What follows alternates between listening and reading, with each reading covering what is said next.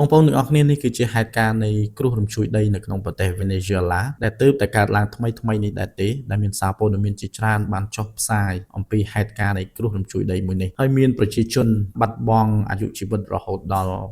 235នាក់និងមានអ្នករងរបួសរហូតដល់4300នាក់ឯណោះច្រើនណាស់ចំនួនមួយនេះហើយនៅមានអ្នកដែលបាត់ខ្លួនដែលកំពុងស្វែងរកបន្តទៀតហើយហេតុការណ៍នេះគឺកើតឡើងកាលពីថ្ងៃពុធទី24ខែមិថុនាឆ្នាំ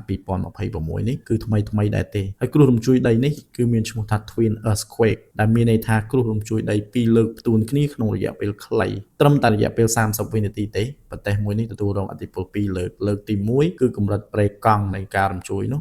7.2 Richter ហើយនិងលើកទី2កើនឡើងបន្តិចទៀតគឺដល់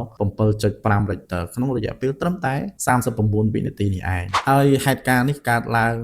នឹងបំផ្លិចបំផ្លាញច្រើនជាងគេដែលទទួលរងឥទ្ធិពលធ្ងន់ជាងគេគឺនៅតំបន់ឆ្នេរឡាហ្គៃរ៉ានិងរដ្ឋធានីការ៉ាកាសនៃប្រទេសវេណេស៊ុយអេឡាសម្រាប់ហេតុការណ៍មួយនេះធ្វើឲ្យប្រជាជនរបស់វេណេស៊ុយអេឡាបានភៀសខ្លួនទៅរស់នៅតំបន់សុវត្ថិភាពនិងអ្នកខ្លះទៀតរស់នៅកន្លែងទីវាលដើម្បីគេចឲ្យផុតពីគ្រោះរំជួយដីដែលមានន័យថាពួកគាត់ខ្លាចគ្រោះរំជួយដីជាលើកទី2ម្ដងទៀតបញ្ហាខ្វះខាតយើងដឹងហើយថានៅពេលដែលមានបញ្ហាបែបនេះគឺខ្វះខាតទឹកស្អាតអគ្គិសនីនិងសេវាសង្គ្រោះបន្ទាន់ផ្សេងជាច្រើនប៉ុន្តែទន្ទឹមនឹងនេះក៏ឃើញមានរដ្ឋាភិបាលជាច្រើនបាននៅលើពិភពលោកបានប្រកាសបាទផ្ដល់ជំនួយសប្បុរសធម៌ទៅប្រទេសវេណេស៊ុយអេឡាផងដែរអញ្ចឹងរឿងហ្នឹងចង់បង្ហាញអំពីបងប្អូនទាំងអស់គ្នាថាចូលគិតល្អធ្វើល្អទៅយើងមិនខាតអីទេការដែលយើងចែករំលែកគ្នានោះព្រោះជីវិតរបស់យើងមើលមិនឃើញបែបហ្នឹងបើយើងមិនសម្លាប់គ្នាតាមរយៈសង្គ្រាម